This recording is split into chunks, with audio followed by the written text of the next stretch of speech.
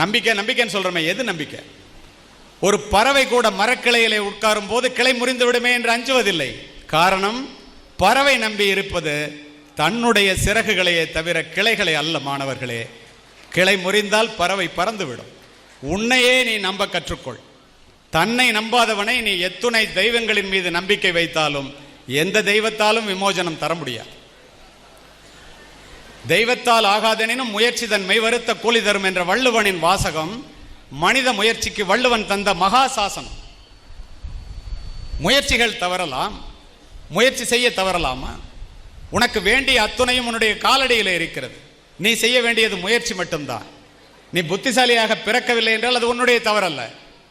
ஆனால் முயற்சி செய்யவில்லை என்றால் அது உன்னுடைய தவறு. என்னுடைய முயற்சிகள் என்னை பலமுறை கைவிட்டது உண்டு.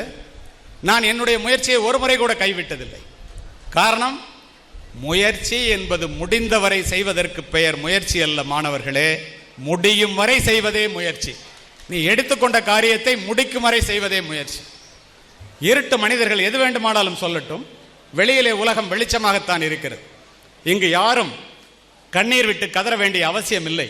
போராட துணிந்த அத்துணை பேருக்கும் வெற்றி கதவுகள் திறந்தே இருக்கின்றன.